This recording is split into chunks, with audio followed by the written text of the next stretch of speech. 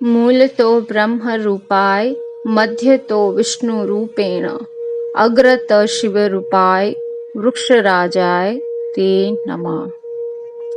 वृक्षों में राजा और तीनों देवता का जिसमें वास है, मूल में ब्रह्मा, मध्य में विष्णु और ऊपर टहनियों में शिव, इस तीनों देवता का जिसमें वास है, ऐसा वृक्ष जो पंचदेव वृक्ष में सबसे पहला स्थान है, जिसको कल्प वृक्ष भी कहा जाता है, जिसकी सेवा करने से बहुत सारे पुण्य और बहुत सारे दुखों से मुक्ति मिलती है। और इसकी सेवा कैसे करते हैं उसकी जरा हम विधि जान ले। तो एक अच्छा सा शुभ दिन देखकर आपको सुबह सवेरे स्नान करके सफेद वस्त्र पहनने हैं, पूरा दिन उपवास करना है और हो सके तो मौन धारण करना है। वृक्ष के नीचे गोबर लेपन करके उसके ऊपर स्वस्तिक, शंख और पद्म की रंगोली और प्रतिमा बनाए। साथ में 2 लोटे में जल रखे, जिसमें गंगा जमुना का जल हो, वो अगर पॉसिबल नहीं है तो नॉर्मल जल भी चल सकता है। साथ में कुछ दूध रखे, कुछ मिठाई रखे, जो भी आपको पसंद है या तो पितृ देवता को पसंद है। पवित्र मन और शुद्ध भाव से प्रार्थना करें। प्रार्थना करते समय अष्टभुजा वाले श्री विष्णु का स्मरण करें। पीतांबरधारी विष्णु और साथ में लक्ष्मी जी का ध्यान करें। साथ में शिव और ब्रह्मा को भी ध्यान करें।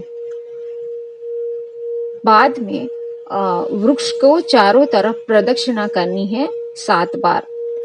उसमें आप सूत पहना है या तो सफेद वस्त्र भी पहना सकते हैं।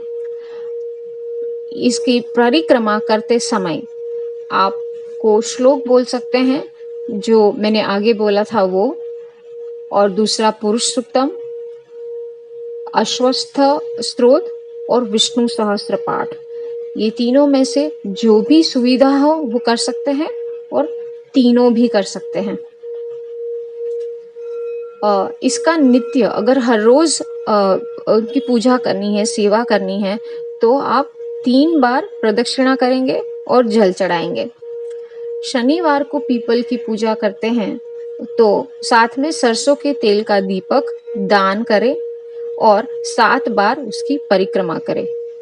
अमावस्या को इसकी पूजा करने का बहुत ही बड़ा महत्व है, पर समय और काल देखकर ही जाना चाहिए। इसके जो फायदे हैं वो बहुत ही सारे हैं।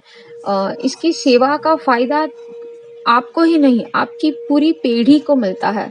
वो कैसे मिलता है कि उसमें पितृ देवता का भी वास है और जो उच्च पितृ देवता है उनका वास है।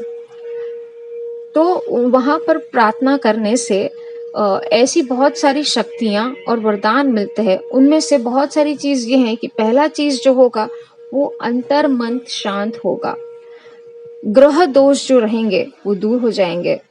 कोई निसंतान है उसको संतान प्राप्ति होगी। और ऐसा भी नहीं, वृद्धावस्था में भी संतान की प्राप्ति हो सकती है, क्योंकि वहां पर पितृ देवता है, वो आशीर्वाद देंगे। अकस्मात मृत्यु से रक्षा मिलेगी। शनि देवता का क्रोध और पीड़ा रहती है, उनकी निरंतर इनकी सेवा और पूजा करने से उनको शीघ्र ही मुक्ति मिलती है। पितृगण जो नरक में है उनको वहां से छुड़ाकर उनको सद्गति का मार्ग मिल सकता है। सौभाग्य और धन की प्राप्ति हो सकती है और दुख, दरिद्र, दुर्भाग्य जो जीवन में है उससे मुक्ति प्राप्त होती है। महापाप जिसको बोलते हैं, महापाप से मुक्ति मिलती है। दूसरा ये जो करता है, जो प्रदूषित वातावरण है आजू बाजू, उस वायु को वो शुद्ध रखता है। सबसे ज्यादा हाईएस्ट ऑक्सीजन देने वाला जो झाड़ है, वृक्ष है, वो ये है। दूसरा उसको पूरे वातावरण में सात्विकता भर देता है, एकदम सात्विक वातावरण कर देता है, जिससे मन शांत हो जाता है। तो आप वहाँ बैठकर ध्यान भी कर सकते हैं, जिसे बुद्धा ने वहाँ ध्यान करके बुद्धत्व पाया था। बोधि वृक्ष बोलते हैं उसको। जब श्री कृष्णा सद्गति को प्राप्त हुए, तभी वो वृक्ष के नीचे बैठे थे। तो ये वृक्ष की इतनी महिमा है, जितना बोले उतना कम है। इनकी महिमा का गुणगान अगर ऋषि सरस्वती जो है, श्री गुरु ऋषि सरस्वती, उन्होंने अपने गुरु चरित्र के आख्यान में दिया था कि एक वृद्ध महिला को उन्होंने इनकी सेवा करने के लिए बोला, तो उनको संतान प्राप्ति हुई थी। ये ऐसा जादुई झाड़ है, जिसको बोल सकते हैं कल्प वृक्ष, मतलब ओके, जो सारे तुम्हारी पीड़ा को हर लेता है। कैसे कि तुम्हें उससे सात्विक रूप से कनेक्ट होना है। कनेक्ट होने के लिए तुम्हें निरंतर उनका ध्यान रखना मतलब जहाँ बिना मतलब के कहीं पे भी पीपल के झाड़ की कटाई ना हो, उसकी रक्षा हो, तो आपके पूरे परिवार की या तो पूरी पीढ़ी की रक्षा होती है, क्योंकि वहां पितृदेवता, आपने पितृदेवता की रक्षा की, ओके, तो वो आपकी रक्षा करेंगे। तो बिना मतलब के कहीं ये पीपल का झाड़ ना कटे, उसका ध्यान रखना बहुत ही आवश्यक है। तो आपकी ये साधना और आपकी ये सेवा शुभदायी हो, आपको बहुत सारा फल मिले उसका, इसके लिए मेरी हार्दिक शुभेच्छा है। और बस यही प्रार्थना के साथ, थैंक यू।